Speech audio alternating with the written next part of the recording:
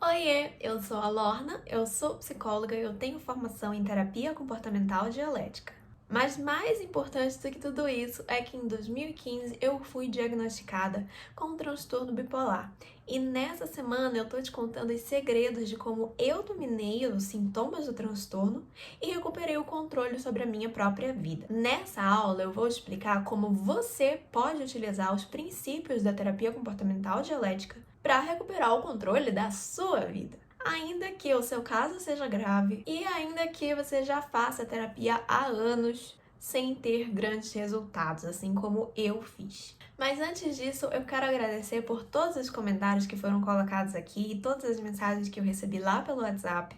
Eu fico muito feliz de saber que vocês estão gostando e mais feliz ainda de saber que vocês estão participando. Quem aí já assistiu a aula 1, coloca aí nos comentários eu. Se você perdeu essa aula, ela tá disponível para você assistir aqui mesmo nessa página. É só clicar logo embaixo do vídeo que vai ter lá para você assistir a aula 1. E se você já assistiu, pode assistir de novo, tá bom? Eu deixo. Mas para garantir que a gente tá junto nessa caminhada, vamos fazer uma revisãozinha bem rapidinho. Em poucas palavras, a gente pode dizer que nessa primeira aula eu te contei como euzinha Lorna Alves consegui dominar os sintomas do transtorno bipolar e recuperar o controle da minha vida de uma forma tão profunda que os meus amigos até me zoam, dizendo que eu morri e fui substituída pela gêmea do bem. Mas o mais importante não é isso. Nessa aula eu também te expliquei por que os tratamentos convencionais, aqueles em que você faz medicação e terapia e só, demoram tanto tempo para dar frutos. A medicação não é uma pílula mágica que te transforma na Santa Imaculada que não comete erros. E a terapia é uma ferramenta de longo prazo. Mas pessoas como nós, com transtorno bipolar, não somos pessoas que temos tempo para dar e vender. Porque constantemente a gente está correndo riscos, seja por se meter em situações extremamente perigosas por impulso, ou seja porque as nossas ações trazem consequências para a nossa vida que às vezes são irreversíveis, que acabam alimentando a nossa ideação suicida.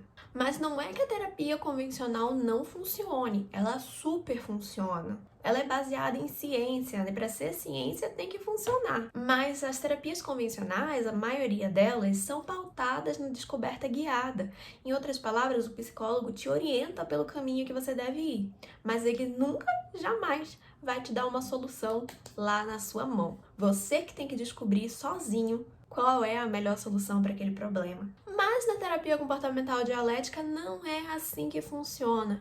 Inclusive, para vocês saberem aí de curiosidade, o nosso contrato entre terapeuta e paciente nessa forma de terapia, ele é de somente 1 ano. Ou seja, dentro de 1 ano de tratamento, o paciente já está apto para receber alta. Enquanto às vezes, como foi o meu caso, a pessoa fica ali patinando durante mais de 10 anos sem simplesmente saber o que fazer. A terapia comportamental dialética foi desenvolvida especialmente para lidar com casos de alto risco de suicídio e de grande desregulação das emoções. Em outras palavras, para lidar com pessoas que não têm anos para ficar procurando resultados. Pessoas que precisam de ajuda com urgência. Ou seja, a terapia comportamental dialética nasceu para agilizar o tratamento, por entender que se a gente não apresenta resultados, a gente está correndo risco de vida. É uma coisa muito séria. Então, ao invés de focar no problema, ela foca na solução, trazendo técnicas 100% práticas para cumprir com essa missão. Essa foi a nossa aula 1. Agora, se você ficou com qualquer dúvida, pode colocar aí nos comentários que no domingo eu vou responder tudo que vocês perguntarem. Agora, vamos para a nossa aula 2? Nessa aula eu vou te mostrar um pouco mais dos segredos de como você pode dominar o transtorno bipolar através da terapia comportamental dialética. Mas antes eu quero te mostrar os resultados que esses segredos têm trazido para as minhas alunas. Há quanto tempo você recebeu o transtorno? Foi em 2016. 2016. 5 anos, né? É. Você já fazia terapia? Sim, eu fiz terapia, eu comecei a fazer na infância, porque Eu tive uma situação que minha mãe quis que eu fizesse. Comecei a fazer desde os 13 anos. E daí eu fiquei nessa, assim. Fiz um tempo, parei lá nos meus 18. Voltei com 21. Daí parei com 24. Voltei com 25. E agora sigo fazendo. Então, sempre... Inclusive, fiz a DBT também, uma época. Ai, sério? Não sabia? Sim. Fiz em 2000 e... A gente fez 2021, 2018, eu acho. Que De 2018 legal. até 2019, 20. E agora, sim, eu sinto que, apesar de eu ter a minha terapia, eu continuo fazendo, eu tô no controle da situação. Eu estou tendo habilidades para controlar as coisas, né? Então, assim, eu tô no controle. Não é mais aquela sensação de não saber o que fazer ou de achar que a terapia me ajuda, mas ela não tá me ajudando completamente. Então, eu sinto que a terapia me ajuda, mas o treinamento complementa aquelas habilidades que eu não teria ou que eu não tô conseguindo atingir só com a terapia. É o que eu te falei. O que mais mudou pra mim foi o fato de eu pensar que, eu conheço a DBT, eu conheço bastante coisa. Quando eu quis fazer, eu pensei, eu vou fazer pra renovar o meu conhecimento. Só que eu já sabia muita coisa da terapia, mas eu não tinha feito um treinamento em si. Eu pensei, é isso, vai me ajudar a saber mais coisas. Só que no final, fazendo as aulas, eu vi assim... Eu senti assim, eu vou explodir, eu vou ficar irritada, eu vou fazer tudo que eu sempre faço e vai dar merda. Aí eu só abaixei minha cabeça e comecei a pensar o que é a aceitação radical, como é que ela funciona, como é que faz, como é que funciona pra mim. E aí eu consegui, chamei o meu marido e falei, olha só, eu vou surtar, eu não estou bem, eu tenho que conversar sobre isso pra tirar isso de mim, pra aceitar que isso tá acontecendo. E aí passou, assim. Aí eu consegui me livrar. Diferente só ouvir falar e você de fato ir lá e fazer. Sim. A terapia que eu fazia na época não era... Eu acho que não era muito focada para o que eu precisava, né? E o treinamento já é mais focado especificadamente para bipolaridade, então eu consigo aplicar melhor nas partes da minha vida, assim. Eu acho que é bem mais útil, né? Você acha que as suas flutuações de humor melhoraram depois do treinamento? Sim, bastante. E você tá conseguindo colocar as habilidades em prática? Olha, eu percebo que às vezes eu consigo sem perceber. E às vezes eu esqueço, eu lembro só depois, né? E tem momento que, tipo, eu lembro depois, assim, eu falei, nossa, eu poderia ter feito de tal maneira, do jeito que eu aprendi, mas eu acho que é igual você falou, né? É uma coisa de ir praticando, lembrando e fazendo, né? Sempre, até se tornar comum pra gente. Pra mim era, tipo, muito novo, assim. Eu acho que até supriu a expectativa do que eu tava esperando que podia ser. Tá sendo bem introduzido as coisas, tá sendo bem completo. É fácil de entender, sabe? Não é complexo, é tranquilo de conseguir assimilar as coisas. Você acha que as suas mudanças de humor mudaram? Teve algum avanço quando você começou o treinamento? Teve uma mudança. Principalmente na questão da aceitação, né? Do conceito de aceitação radical, que é uma das habilidades que eu tenho treinado, né, nesses últimos tempos, nesses últimos meses. A questão, enfim, eu acho que de entender também, compreender, voltei para o transtorno bipolar logo depois que comecei o treinamento, então também teve um papel importante, assim, de segurar, assim, só de saber que tem algum grupo de apoio e tem técnicas, habilidades que eu posso utilizar para isso, deu uma segurança, assim, maior. Deu direcionamento. Só tem duas expectativas, assim. Se elas estão conseguindo, por que você não conseguiria? Existe um mito muito forte dentro da comunidade do transtorno bipolar, que é o mito de que eu dependo de um psicólogo para conseguir melhorar, que eu não melhoro porque eu não consigo fazer terapia, porque eu não tenho recursos para fazer terapia. E a verdade é que você precisa sim de ajuda profissional, mas você não precisa depender dela. Você tem capacidade de caminhar com as suas próprias pernas. Por quê? Porque o atendimento psicológico vai te ajudar a lidar com as situações que você já vivenciou no passado. Por exemplo, os seus traumas de vida, situações exclusivas suas. Mas os sintomas do transtorno bipolar não são exclusivas suas. Esses sintomas são algo que a gente compartilha com milhares de pessoas. Claro que cada pessoa vai manifestar o seu sintoma de uma forma específica. Nem todos os bipolares são iguais, mas em geral, os problemas que você enfrenta todos os dias, várias outras pessoas também enfrentam. Ou seja, esses problemas têm resposta pronta. Você não precisa desbravar milhares de autoconhecimento para encontrar essas respostas. Elas não estão dentro de você, entende? Então, você não precisa depender da ajuda psicológica para resolver os problemas trazidos pelo transtorno, porque esses problemas não são exclusivos da sua vida, muito pelo contrário. São problemas que todo paciente de transtorno bipolar tem em comum. Nós podemos dividir esses problemas em 3 grandes áreas: problemas de tolerância à frustração e ao estresse, problemas de controle das emoções e problemas de relacionamento. Vai dizer aí que você não se identificou. Como você deve imaginar, a solução desses problemas é uma das chaves que abre a porta da estabilidade. Mas antes de entender como que a solução de problemas acontece, a gente vai precisar entender um pouco mais sobre as outras 2 chaves que completam as 3 chaves que eu te falei lá na primeira aula. A porta para a estabilidade não tem uma fechadura, ela tem 3. Mas pensa comigo, 3 é melhor do que 7 chaves, né? Nessa aula eu vou te ensinar a abrir a primeira fechadura. A chave que abre a primeira fechadura dessa porta é a chave da aceitação radical. A aceitação radical não é uma aceitação qualquer. Aceitar radicalmente alguma coisa significa aceitar com toda a sua mente, todo o seu corpo e todo o seu coração. Quando você aceita radicalmente, você se abre para a possibilidade de mudança. Você descobre que você pode fazer alguma coisa com aquela informação. Ou seja, não é uma aceitação passiva, que apenas engole sapo e segue em frente. Não, é uma forma de aceitação que exige tomada de decisão.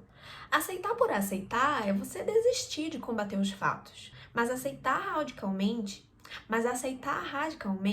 com seu corpo, sua mente, seu coração, é você se abrir para admitir e experimentar a realidade como ela é. E assim você encontra uma forma de mudar ela a seu favor. Eu vou te dar um exemplo usando uma história que aconteceu comigo, em que eu tive que aplicar a aceitação radical. Mas eu tenho certeza que aí na sua mente você consegue pensar em um exemplo de aceitação radical que você mesmo já fez, mesmo que não esteja relacionado ao transtorno bipolar. Certa vez a minha mãe veio me fazer uma visita. Aqui meu apartamento é muito pequenininho, então não tinha como ela ficar comigo. Acabou que ela ficou hospedada na casa de uma prima minha. E nessa época era meu aniversário. Então quando deu umas 2 horas da tarde, eu fui lá pra casa da prima pra gente fazer um bolo e tal, só que a festinha ia ser aqui na minha casa.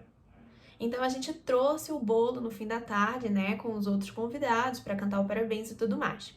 Quando tudo acabou, eu coloquei minha mãe e minha prima num Uber e mandei elas pra casa da minha prima. Chegando lá, cadê que elas conseguiram entrar no apartamento? Não conseguiram, não encontraram a chave. Procuramos. Ela me ligou para ver se a chave não estava aqui. Procurei na garagem, procurei no hall de entrada, procurei no prédio inteiro praticamente e não encontrei. Nesse dia estava fazendo bastante frio e a minha mãe e minha prima estavam presas pro lado de fora. Então eu resolvi aceitar a realidade. Em vez de ficar procurando a chave para cima e para baixo, eu decidi ligar para um chaveiro para resolver logo aquele problema. Por mais que fosse uma solução cara, pelo menos elas não iam estar desconfortáveis do lado de fora, tarde da noite, passando frio. Naquele momento eu me vi entre 2 opções, vocês percebem? A primeira opção não era agradável, porque era realmente caro o chaveiro. Mas a segunda opção também não era agradável. E às vezes a gente fica achando que só porque as nossas opções são desagradáveis, significa que a gente não tem opção nenhuma, que a gente está de mãos atadas. E isso não é verdade. Eu precisava decidir e foi isso que eu fiz. Eu decidi Eu precisei aceitar o problema para poder resolver ele. Se eu tivesse negado a realidade, negado as evidências, talvez a gente tivesse continuado procurando a chave, não teria encontrado de jeito nenhum, elas teriam que voltar para minha casa, enfim, uma bananada só. Isso acontece porque quando a gente não aceita a realidade, a gente faz os nossos planos com base em algo que não existe, que não é real. E se o meu planejamento está pautado em algo que não existe, como é que a minha solução vai ser eficiente? Não tem como. Planejar as nossas decisões com base numa realidade fantasiosa não resolve o problema. Por isso a aceitação radical é tão importante. Se o seu pai está doente, ele precisa ir no médico. Você pode ter fé que ele vai ficar curado ou qualquer coisa do gênero, mas não muda o fato de que ele tem que ir no médico, que ele vai precisar de tratamento. Quais as chances do seu pai ficar curado se você não der nenhuma chance para a medicina? São realmente muito baixas, convenhamos. Eu vou usar aquela frase que diz que se a vida te der limões, você faz uma limonada. Vamos supor que você não curte limonada. Entra aí nessa viagem comigo. Já que você não curte limonada, você se recusa a aceitar que a vida te deu limões. Então você só pega os limões, né? Vou fazer o quê? Vou guardar na minha geladeira. Se eu fizer isso e ignorar o fato de que os limões estão lá, provavelmente eles vão acabar estragando, dando mofo e contaminando outros alimentos dentro da geladeira. Assim, a minha única opção seria jogar esses alimentos estragados fora, né? Eu perco os limões e eu ainda perco outras coisas que estavam lá dentro. Mas se eu aceitar o fato de que a vida me deu limões, eu tenho opções do que fazer com aqueles limões. Eu posso sim fazer uma limonada, mas eu também posso tirar o sumo do limão, colocar no congelador para depois temperar meu alimento. Eu posso dar para uma vizinha que goste de limões, sei lá. Mas é importante eu avaliar as minhas opções com base no fato de que eu tenho limões. Eu não posso pegar limões e falar, eu vou fazer um suco de abacaxi. O que tem a ver uma coisa com a outra? Nada. Perceba que na hipótese que eu te dei ali de ignorar a realidade, né, de não aceitar que a vida te deu limões, a única opção que você teria no final das contas seria jogar a comida fora. Mas a partir do momento em que você aceita, você tem um leque maior de opções. Você consegue planejar soluções com mais eficiência. A aceitação radical é a abertura completa e total à realidade como ela é, sem fazer birra e nem ficar com má disposição. Mas presta bastante atenção, tudo que a gente precisa aceitar são os fatos. Não importa se você gosta dos fatos ou não, fatos devem ser aceitos. E o que não são fatos, tanto faz. Tanto faz, você não precisa deles. Por exemplo, vamos supor que eu perdi os meus 2 últimos empregos e aí eu começo a ficar com baixa autoestima e eu começo a achar que eu nunca mais vou ter um bom emprego. Eu preciso aceitar esse pensamento de que eu nunca mais vou ter um bom emprego? Não, porque isso é só um pensamento, não é um fato. Eu não tenho como saber se eu nunca mais vou conseguir um bom emprego. A única forma de eu saber é eu ir lá e tentar, porque se eu ficar na minha casa, realmente eu não vou conseguir nada, né? Por isso, a gente precisa aceitar os fatos do passado. O fato de que eu fui demitido 2 vezes. Mas eu não preciso aceitar suposições, nem teorias, nem nada disso. Se eu, por exemplo, sofri um abuso na adolescência, e você sabe que os meus exemplos são sempre inspirados em casos reais, né? Então, de fato, eu sofri um abuso na minha adolescência. Não me adianta negar que isso aconteceu. Não adianta eu fingir que, sei lá, foi coisa da minha cabeça. Talvez eu tava imaginando, não sei. Talvez eu tava sonhando, tenho uma memória errada. Do que vai adiantar eu ficar criando hipóteses na minha cabeça? Eu preciso aceitar os fatos. Aconteceu e mudou completamente a forma como eu enxergava meus relacionamentos. A ponto de qualquer sinal de ordem que um homem desse pra mim, eu já tava totalmente na defensiva, já tava com a faca pronta pra dar cara. Não, brincadeira. Mas eu começava a responder grosseiramente sem necessidade, né? Porque na minha mente era como se eu estivesse vivenciando o meu trauma de novo, de novo, de novo. Em vez de simplesmente aceitar que aconteceu, mas que passou. Quando eu fico presa no meu passado, sem aceitar, inconformada, eu acabo permitindo que ele determine o meu futuro.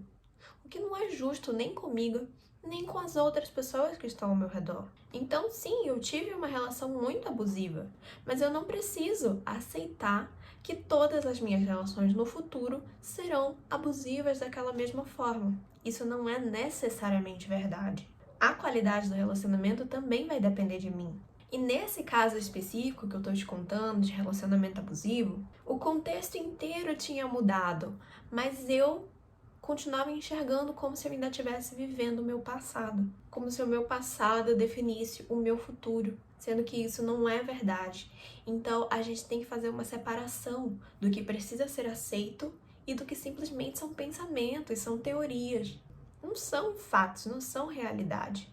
Fica atento, porque quando a gente recebe o diagnóstico do transtorno bipolar, em geral, essa é a primeira coisa que a gente faz. Deixar com que aquele fato determine todo o meu futuro. A gente deixa os sintomas fazerem o que eles quiserem com a gente, como se isso fosse símbolo de aceitação.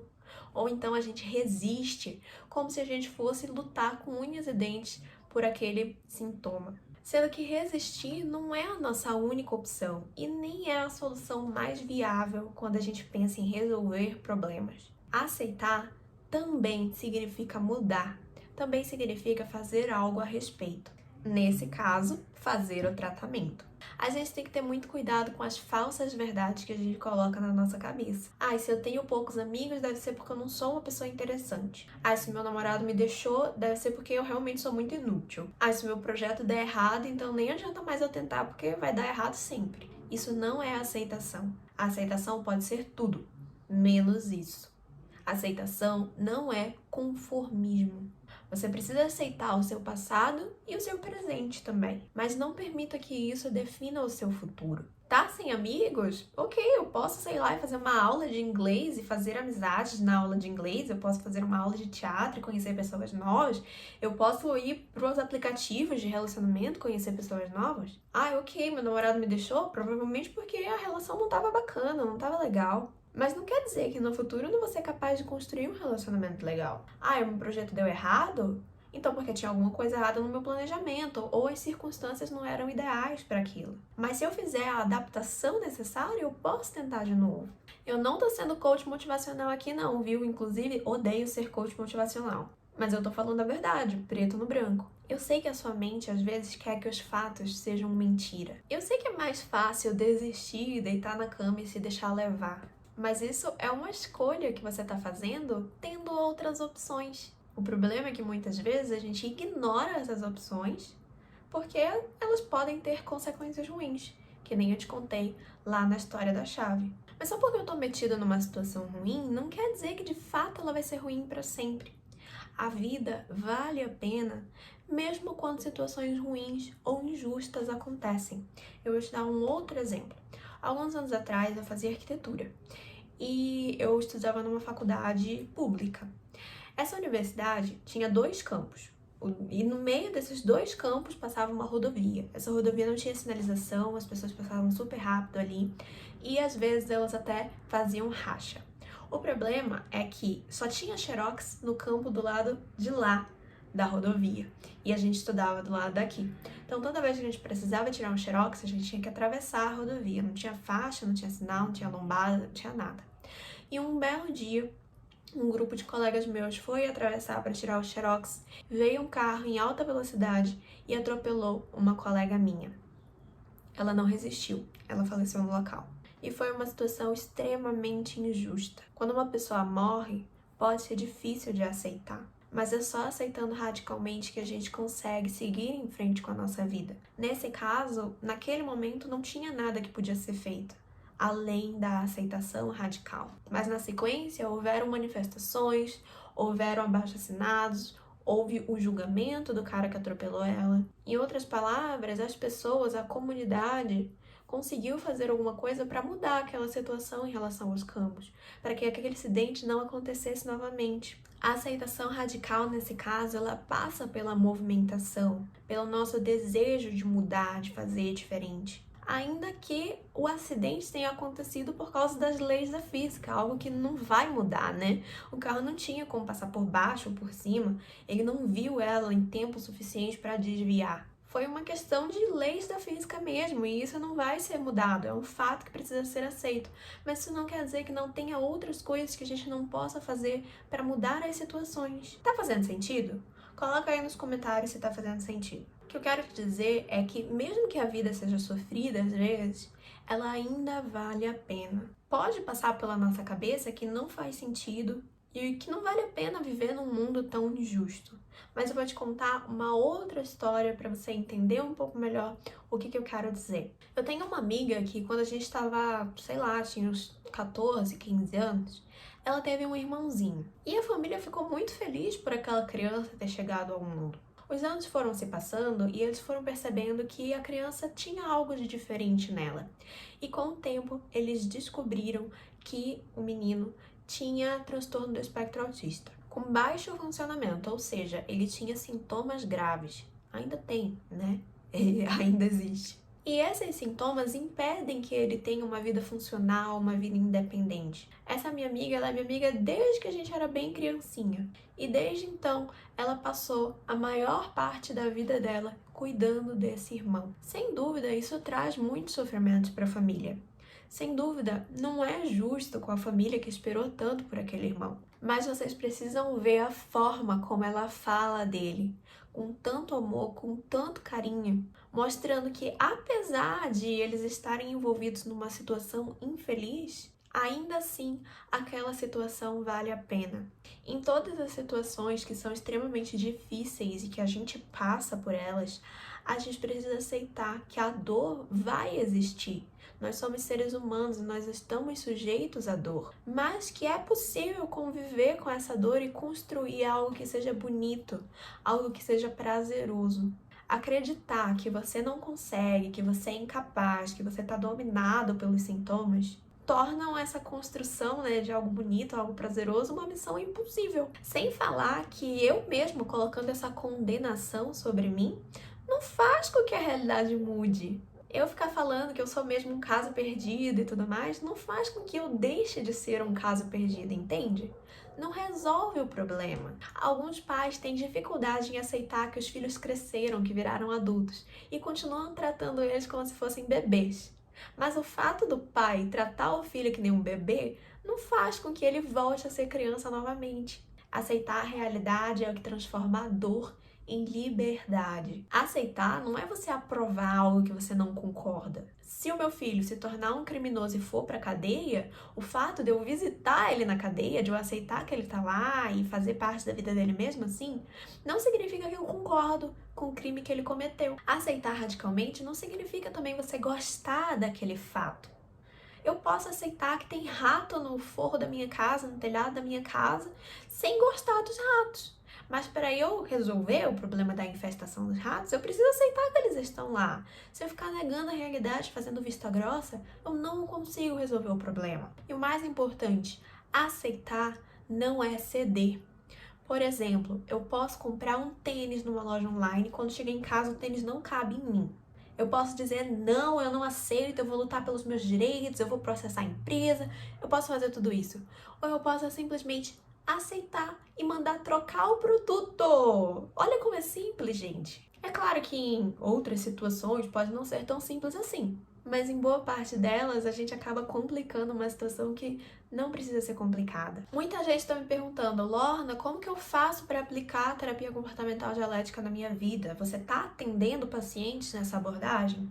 E a verdade é que já faz algum tempo que eu não tenho mais recebido novos pacientes para trabalhar esse método, porque eu realmente acredito que o trabalho em grupo é a melhor solução para dominar essas 3 chaves. Pelo menos quando se trata da estabilidade em relação ao transtorno bipolar. Ai, Lorna, mas eu prefiro o trabalho individual, não me dou muito bem com esse negócio de grupo. A verdade que ninguém te conta é que no treinamento em grupo, você terá a oportunidade de trocar experiências com pessoas que passam pelos mesmos problemas que você, criando assim uma inteligência coletiva. Ou seja, por mais que você se sinta preso, por mais que você se sinta vendado em relação a essa situação, você consegue enxergar a situação pelos olhos dos outros também. Compartilhando, a gente cresce juntos. Com o trabalho em grupo, você também tem a oportunidade de formar uma rede de apoio poderosa para te ajudar nessa luta tão difícil, que é a luta contra o transtorno bipolar. Hoje eu te falei sobre a primeira chave para abrir a porta da estabilidade, que é a aceitação radical. E na próxima aula eu vou te contar sobre a segunda e a terceira chave.